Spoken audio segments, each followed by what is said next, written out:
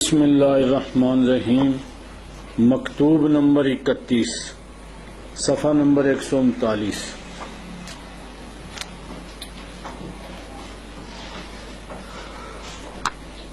فرماتے ہیں کہ نوشتہ بودند کہ ہرگز در عمر خود بائیں خاری زندگانی نہ کرداست کہ اکنوں می کند۔ یہ آپ کو کسی نے خط لکھا کہ میں انتہائی ذلت اور خواری کے ساتھ وقت گزار رہا ہوں، رزق کی تنگی، عزت اور وقار کی تنگی، یہ ہے وہ ہے۔ انہوں نے کافی کچھ، جیسا کہ الفاظ سے معلوم ہوتا ہے کہ انہوں نے لکھا ہوگا، تو وہ آپ کے ملنے والے بھی تھے، تو آپ نے انہیں پھر جواباً ارشاد فرمایا کہ بندہ عاجز کے با بندہ مثل خود تملک نمایت و التجا و الہا پیش گیرت جایاں دارت کے ذل و خواری بکشت۔ فرماتے ہیں کہ جب بندہ، کوئی بھی بندہ، جب کہ یہ بندہ اللہ پاک کا بندہ ہے، اللہ پاک اس کا خالق اور مالک ہے،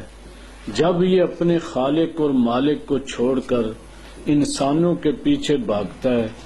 ان کے آگے ہاتھ پھیلاتا ہے، ان کی محتاجی کرتا ہے اور ان کے لیے اپنے وقت کو صرف کرتا ہے، اور جب اپنے خالق اور مالک کو بھول جائے تو پھر اسے سوائے ذلت اور خواری کے اور کچھ نہیں ملتا۔ جب اللہ پاک کی ذات مبارکہ نے یعنی بندے کا رزق اپنے ذمہ لیا ہے کہ وَمَا مِن دَابَّةٍ فِي الْأَرْضِ إِلَّا عَلَى اللَّهِ رِزْقُهَا، کہ ہر اللہ پاک فرماتے ہیں کہ جاندار کا رزق وہ میرے ذمہ ہے، تو پھر وہ اللہ کو چھوڑ کر، اور اللہ پاک نے ارشاد فرمایا کہ وَمَن يَتَّقِ اللَّهَ يَجْعَل لَّهُ مَخْرَجًا، جو بندہ تقوی اختیار کرے گا اور مجھ سے ڈرے گا، میرے احکام پر عمل کرے گا، میں اس کے لیے راستے بناتا ہوں اور رزق وہاں سے دیتا ہوں جہاں سے اس کو گمان بھی نہیں ہوگا۔ جب رزق کا ذمہ اللہ پاک کی ذات گرامی نے لیا تو پھر کیوں لوگوں کے آگے ہاتھ پھیلاتا ہے، کیوں لوگوں کے آگے وہ ذلت اور خواری اختیار کرتا ہے، اور کیوں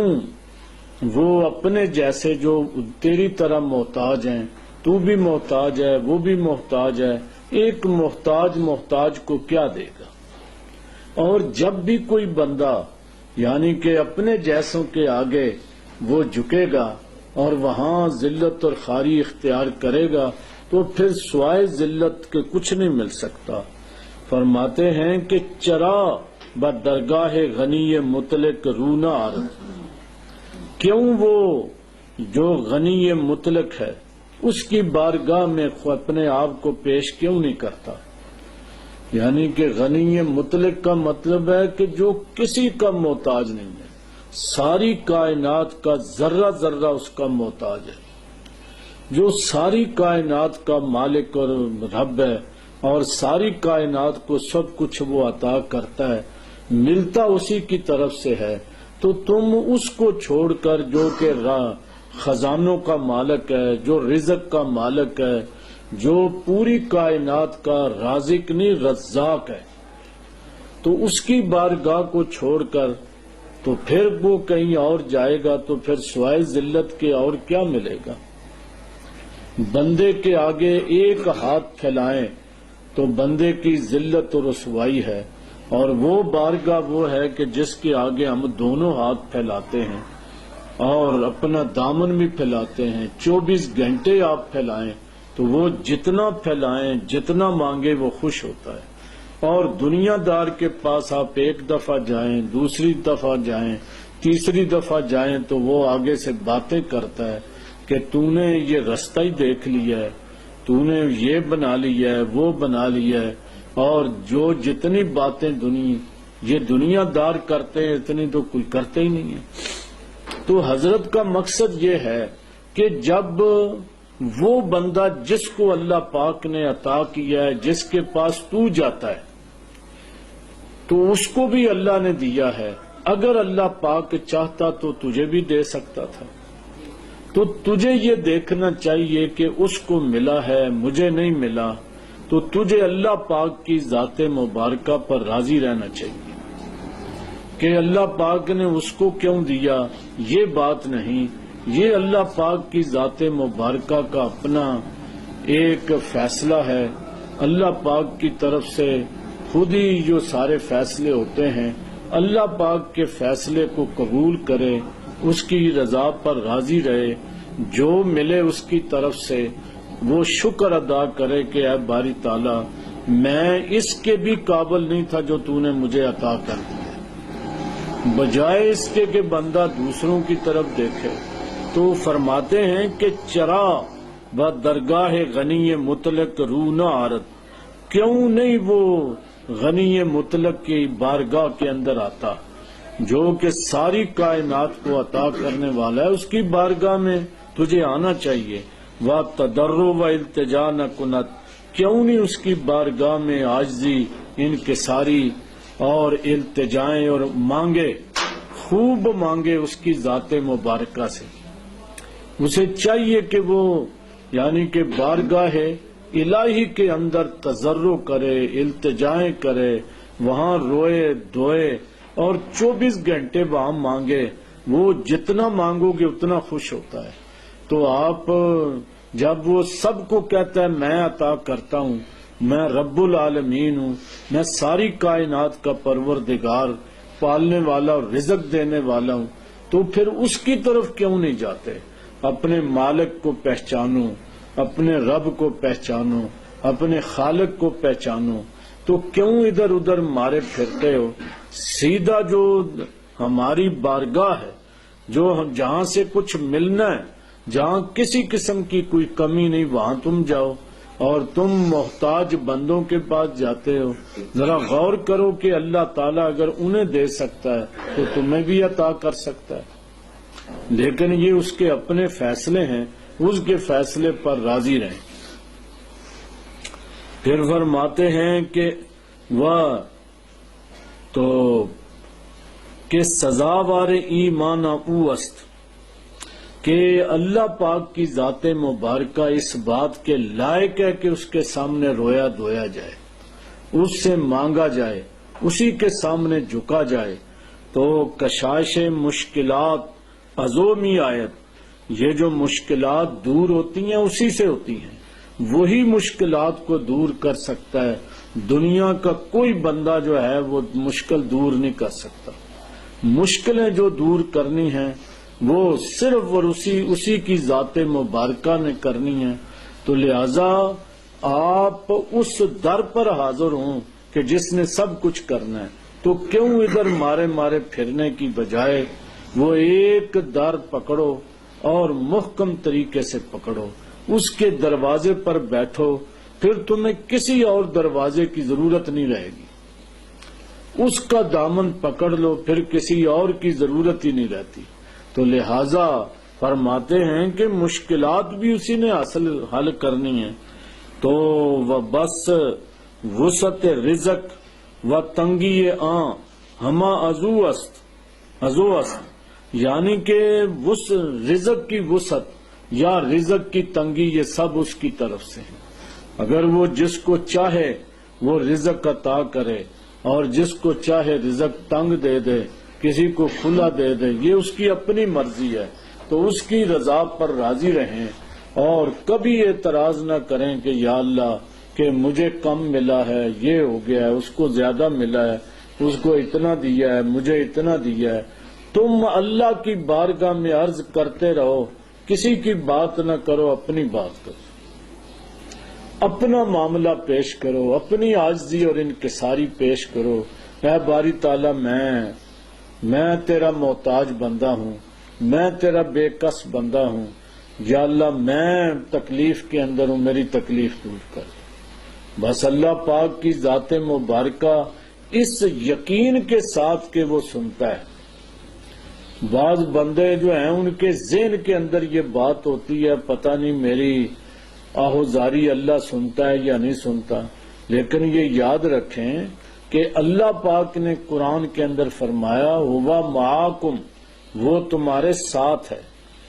نحن اقرب الیہ من حبل الورید، ہم شارک سے بھی زیادہ قریب ہیں، میں سینے کی چھپی ہوئی باتیں جانتا ہوں۔ تو جو ہمارے سینے کی باتیں جانتا ہے، جو ہر وقت ہمارے قریب ہے،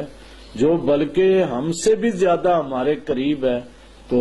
وہ کیوں نہیں سنتا؟ بلکہ یہ ذہن کو پکا یقین بنا کر کریں کہ میں اللہ کی بارگاہ میں بیٹھا ہوا ہوں، اللہ میرے ساتھ ہے، میرے قریب ہے، اور میں اس کی بارگاہ میں پیش کر رہا ہوں۔ تو اس طریقے کے ساتھ جب آپ اللہ کی بارگاہ میں عرض معروض کریں گے تو اللہ پاک، یہ آگے اس کی اپنی مرضی ہے کہ کب وہ پوری کرتا ہے اور کب نہیں کرتا، لیکن کبھی بھی تنگی محسوس نہ کریں کہ کتنی دیر ہوگی دعا کرتے ہوئے، پوری نہیں ہوئی، یہ نہیں ہوئی، اس کی رحمت سے کبھی مایوسی اختیار نہ کریں، بس عرض کرتے رہیں اور رحمت کا انتظار کریں۔ اللہ نے فرمایا لا تقنطوا من رحمت اللہ، اللہ کی رحمت سے نا امید نہیں، بلکہ ہر وقت اللہ کی رحمت کی امید رکھیں۔